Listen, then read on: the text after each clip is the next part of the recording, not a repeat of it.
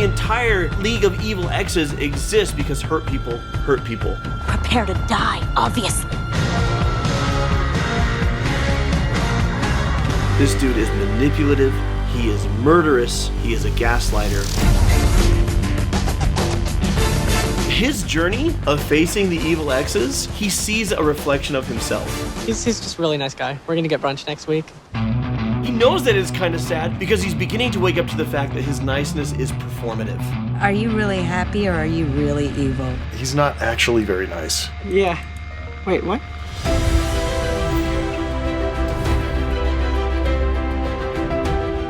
Hello and welcome to Cinema Therapy. I'm Alan Seawright, a professional filmmaker who needs therapy. And I'm Jonathan Decker, licensed therapist who loves movies, especially Edgar Wright movies. I'm just giddy. I'm really excited. We're going to be doing a ranking episode today. I'm going to have you rank the League of Evil Exes, ranking them from least worst to worst, maybe some liver worst in there. It's going to get crazy. Okay. Because it's Scott Pilgrim. We can't do this standing still. We need to play now and loud. The therapeutic component of this is... Who cares? Okay, well, I'll find something. Let's go. First, I want to set the stage. Scott Pilgrim in a band, dating a girl named Knives Chow, who's in high school. It's inappropriate because she's underage, but he's keeping his distance because she's underage. It's like super weird. It's real derpy. Real derpy. So when do we get to meet her? Oh, please let it be soon. And he comes across Ramona Flowers and wants to date her. The least evil ex of the evil exes is Matthew Patel. All right, here we go. You really went out with this guy? Yeah. In the 7th grade. And? It was football season, and for some reason, Lights all dim. the little jocks wanted me. Matthew was the only then just non-white, non-jock boy. Whip down to see everything. Joined forces, and we took them all down. He was the only non-white, non-jock boy in town. Fought for hours. Nothing could beat Matthew's mystical powers. We only kissed once. After a week and a half. Told him to hit the showers. Dude, wait. Mystical powers? You'll pay for this! Flowers! If you want to fight me, what? You won't know what's hit you. So because he's Indian, it goes like full Bollywood. This guy's good. Me and my fireballs, my demon hipster chicks. Tell him, Maddie. Like they're evil eyes and sharp teeth. They're demons, man. Demon hipster chicks. Take the sucker. Did someone just Those die? people just died. Yeah, Three okay. people just died. Okay. That doesn't even rhyme. This is impossible. How can this be? Open your eyes. Maybe you'll see.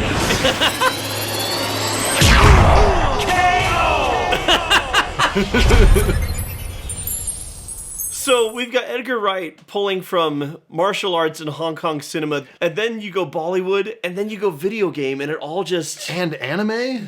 Yeah. Like when he launches at him and it's like his fist is in focus and his face is in focus and it's tracking towards him and the speed lines are whipping past. It's like, this is perfect. This is every movie all at once. So the reason I rank Matthew as the least evil is because there's not a lot there.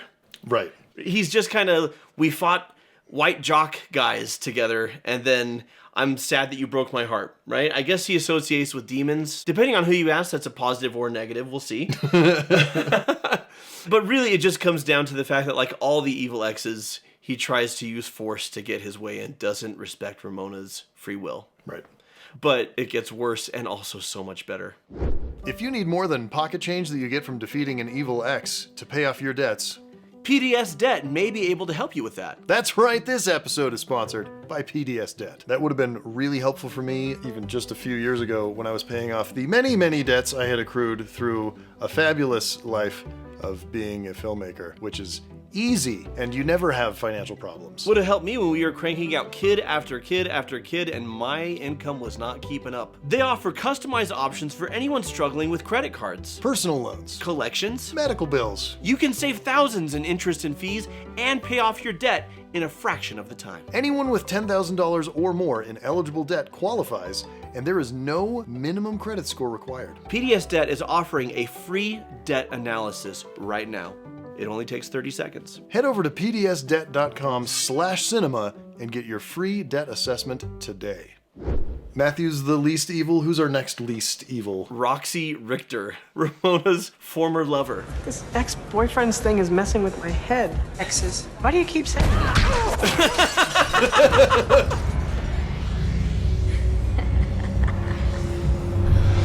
Girl from earlier? Roxy? You know this girl? Oh boy, does she know me. What is she talking about? He really doesn't know.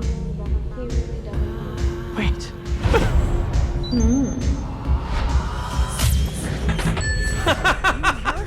It was just a phase. Just a phase? You had a sexy face? It meant nothing. I didn't think it would count. It meant nothing? I was just a little bi-curious. Well, honey, I'm a little bi-furious.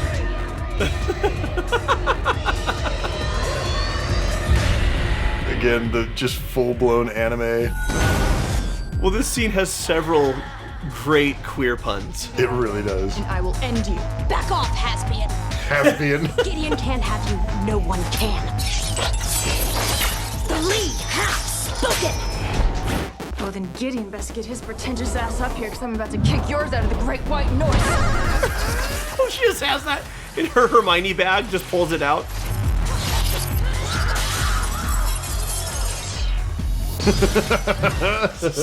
Again, the issue is that she's lashing out verbally and physically. She doesn't accept that Ramona can make her own choices, doesn't respect her autonomy. If Gideon can't have you, nobody can. Right? So she's trying to control the heart of the person that hurt her. So not great as a, as a person, but for our entertainment, fantastic. Immaculate. So next we're going to go with Lucas Lee, Yeah, I was curious. That makes sense. played by the incomparable Chris Evans. Our Captain America doing something completely different. Mr. Lee is traveling. Mr. Lee? Lucas Lee. Oh. So he's a movie star.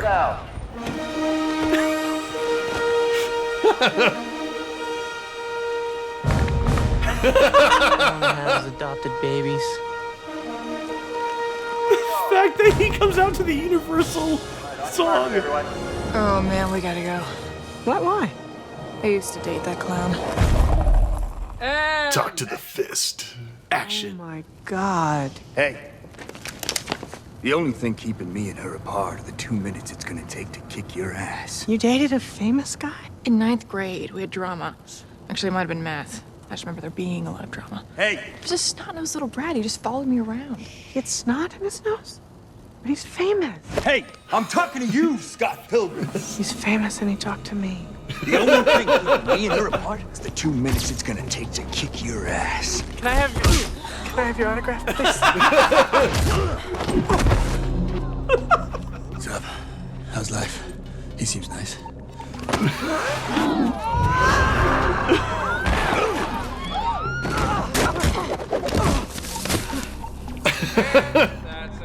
Just for a gag, an absolutely incredible stunt. Right. Scott, Evil X, fight. Fight. Hey, hombre. You really think you stand a chance against an A-lister, bro?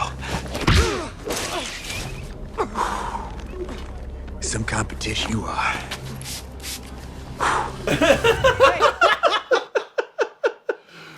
On set safety person. They got the spray. They got the antiseptic spray for you. They do so Boom. many. They do so many fun things. Like suddenly Scott has to fight all of his stunt All doubles. of his stunt doubles show up. I'm nothing without my stunt team. He's not completely evil because at least he gives credit to his stunt team. He gives credit to his stunt team. He says Scott seems nice. Honestly, he's just collecting a paycheck on this one, Like, he's not really into the evil of it. So there's similar issues as the previous two. Plus, you add that he's a bit of a narcissist and a stalker who follows her around like an eager puppy and can't let go. Right. Which is uncomfortably like Scott himself, but I digress. Does that mean we can make out? Sure. Cool. I do like that Scott uses his ego against him. It's the appeal to that ego that leads him to do something stupid. It's the only way he can defeat him. I mean, he's an A-lister. Yeah. You can't fight that. You gotta trick him into grinding the world's largest rail. I didn't get his autograph. Be sure to like, subscribe, and hit the bell. These have all been fun, but now we're gonna, and it's still gonna be fun, but we're gonna get into a bit more meat. Todd Ingram, we're getting progressively more evil. So first of all, Nice! What? I'm not afraid to hit a girl. I'm a rock star. oh my gosh. You punched the highlights out of her hair. He punched the highlights out of her hair! You are incorrigible. I don't know the meaning of the word. So, So hitting anyone smaller, weaker than you, fun while you're in town? cheap shot, Fun. not a good guy. In Toronto. For some reason, Envy's into it. Cocky cock! You'll pay for your crimes against humanity!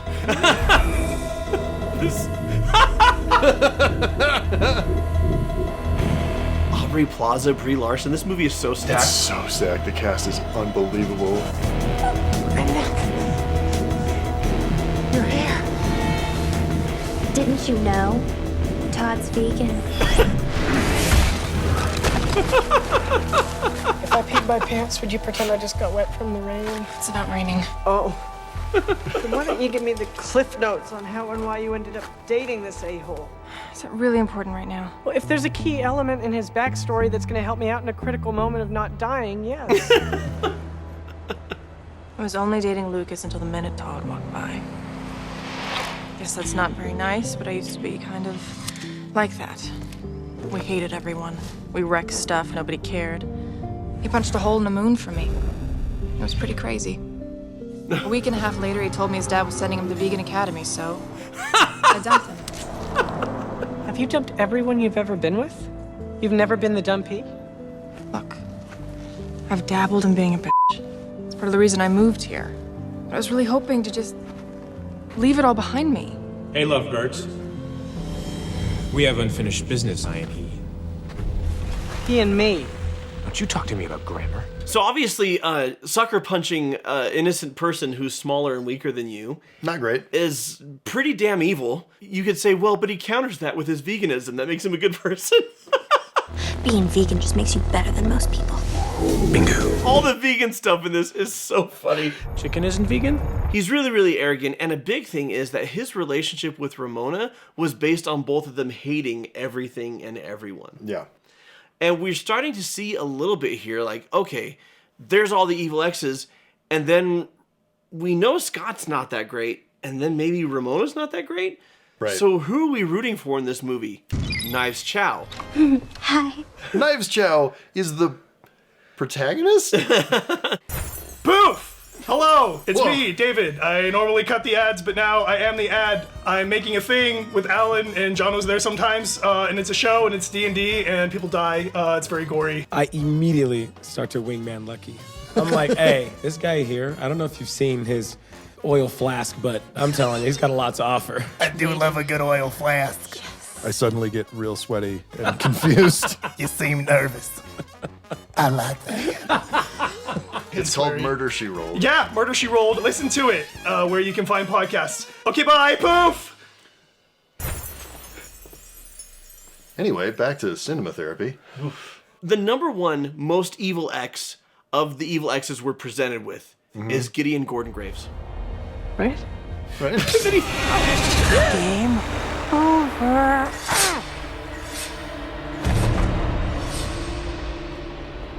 Scotty, you can cheat on these ladies all you like, but you can't cheat death. So Gideon's a murderer for starters, but let's keep going. Yeah, not great. He also orchestrated the whole 7 evil exes. Sorry. Dying's gotta suck. You know what sucks? Getting killed by that guy. Why him? It's complicated. Well, I'm not going anywhere, so... now might be a good time to get into it. Truth is, it was me who was obsessed. was crazy about him. He ignored me. I was more alone when we were together than I ever was on my own. So I had to leave. And that's when he started paying attention. I should wear more t-shirts that have my initials on them. Can't help myself around him, Scott. It's this way of getting into my head. Well, that's legitimately disappointing. I really will leave you alone forever now. No, I mean, he literally has a way of getting into my head. Oh! That is evil. So that takes gaslighting to a different, Yeah. more technological level. Right. I mean, in this fictional universe, he literally engages in mind control through technology. Right. In real life, people do that psychologically. Sure. They break you down. They get you to question your judgment, to rely only on their judgment. And then she says, I love this line. It's so telling. I was more alone when we were together than I ever was on my own. So I had to leave. And that's when he started paying attention. This dude is manipulative. He is murderous. He is controlling. He is a gaslighter. And he is the most evil ex. Is he the most evil ex? Why? Who to miss? Well, we've missed perhaps the most evil character of all, Ramona Flowers. What? Not such a bad guy after all. Well, we skipped right over the Katiyanagi twins because... there's not a lot there. There's not a lot there in the movie. In the books, Ramona cheats on one with the other one. Oh, wow. Pretty gnarly. Ramona dated twins. At the same time? You know what? I don't know and I don't want to know. So in your opinion, Ramona is the most evil ex? She is the ex of all of these people, including Scott. She's even Scott's evil ex. I don't know if I could sustain an argument that she's more evil than Gideon. Yeah, but she's up there with the rest of them. She's up there with the rest of them. That's a hot take. I've dabbled in being a bitch. I've got the hottest take of all. Oh my goodness. The most evil ex is Scott Pilgrim himself. Mega Scott? No, just Scott. Stay with me on this. First of all, Ramona breaks up with him, so he is technically an ex. He's Ramona's ex? Yes. She calls him the nicest guy that she's ever dated, and his response is... It's kind of sad. And he knows that it's kind of sad because he's beginning to wake up to the fact that his niceness is performative. He's not actually very nice. At the beginning of the movie, Kim asks Scott if he is actually evil. I mean, are you really happy or are you really evil? Because of the way he hurt Kim, the way that he is dating Knives Chow, even though she's underage and he's leading her on, and then he breaks her heart. Yeah. And the way that he has lured many women in with his niceness, only to just absolutely destroy them. We all know you're a total lady killer wannabe jerky jerk. It's completely untrue. Ramona was right when she said, I'm just another evil ex waiting to happen. He is petty, he is selfish, he is cruel, he dates girls just for his self-esteem without any care or consideration for their well-being or their happiness. When I first saw this movie, I loved the movie and I hated its hero. I hated the protagonist because he was such a jerk. Now, this is my second viewing, and I've actually come around because of his arc. Scott! Let it go. Don't worry, I know what I'm doing. Steven, the new lineup rocks. You guys sound way better without me. Young Neil, you have learned well. From this point forward, you will be known as Neil. And Kim, I'm sorry about everything. I'm sorry about me. Scott Pilgrim! Hey, buddy! Save it! You're pretentious. This club sucks. I've got beef. Let's do it. Wait. You want to fight me?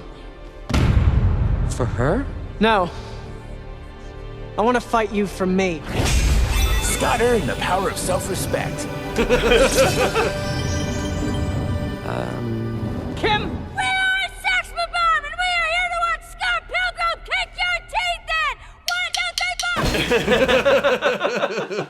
Accountability kink activated. So him praising everybody else and saying, you're better off without me. This whole time, his insecurity has led him to try and control the band. And now he just wants what's best for them. Him being accountable to Kim, him taking ownership for Kim. His journey of facing the evil exes, he sees a reflection of himself. It's his journey, like, internally, right? Yeah. He sees himself inside and goes, oh. Yeah, exactly. And the reason he's been so terrible is he's lacked self-respect. The reason he uses girls is he lacks self-respect. Yep. He's looking for their validation to build him up. Once he has self-respect, he could say, oh, the band's better without me. Yeah. He could say to Kim, I'm sorry about all of it. I'm sorry about me. And he, instead of fighting to win the girl so he can win, he's fighting because this guy's a jackass and he needs to go down, right? He must be destroyed. What a perfect ass. Forget what I said earlier. Finish him.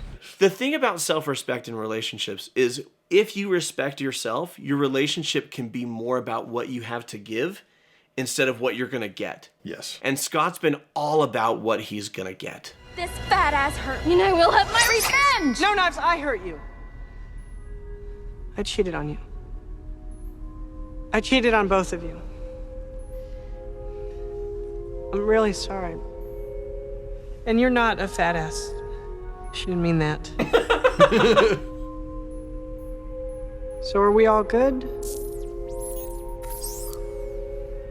Never felt better. Yoo-hoo! Are we done with the hugging and learning? I thought we had a fight going on here! Oh, you've got to fight, all right. Wrong move, baby.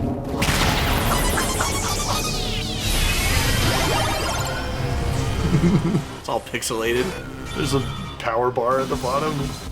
This is a period piece, by the way. It came out in 2009. It's set in 2002. Yeah. And it feels like my youth distilled into like the most concentrated version in like possible, and then injected directly into my eyeballs. This is not how I saw life. This is how I lived life. Yeah. Everything was a video game. I pulled a magical sword from my heart at one point. It happened. Like, it's just... You weren't there. You don't know. Don't scoff. I'm going to power up right now.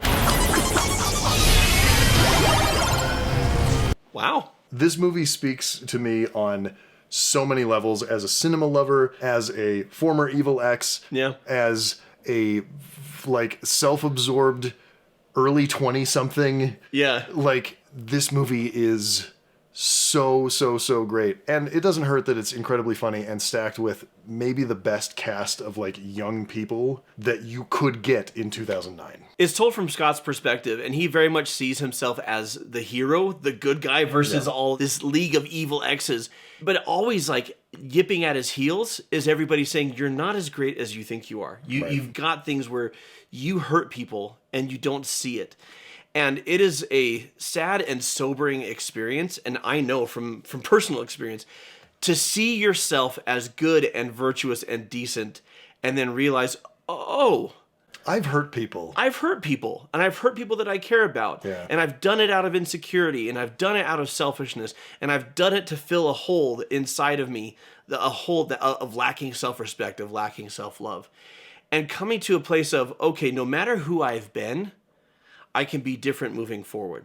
And that's why I love this story, because everyone, even the good guys, Scott and Ramona, Scott's hurt people, Ramona's hurt people. The entire league of evil exes exists because hurt people hurt people. And when Scott says to Ramona at the end, can we try again? I actually believe that they stand a chance, because he's approaching it from a place of accountability and growth and being willing to learn and really seeing himself. And he's no longer using Ramona as, I need you to sustain me. At this point, it's, I sustain myself. I just want to get to know you better. Well, and frankly, Ramona and Scott deserve each other. They're both learning and growing, and they're coming from a place of kind of being terrible. Knives Chow is too good for him. Kim was right. Yeah. Several people said that. You're too good for him. Run. I'm too cool for you anyway. He doesn't deserve her. She's too good for him. Yeah. And yeah, justice for Knives. Are we done with the hugging and learning? I thought we had a fight going on here! So until next time. You know how you only use 10% of your brain? The other 90% is filled with curds and whey. That's so evil. And watch movies. Shout out to our patrons. If you're not over on our Patreon, you're missing a hell of a party. Including on this episode, a bunch of bonus evil exes on the extended director's cut. Ooh, check that out. You can party with folks like Deborah Anderson, Anita Dunlap, Jess, Tiff, and Hennerboy, spelled B-O-I. Hennerboy. Thanks, guys. Love you.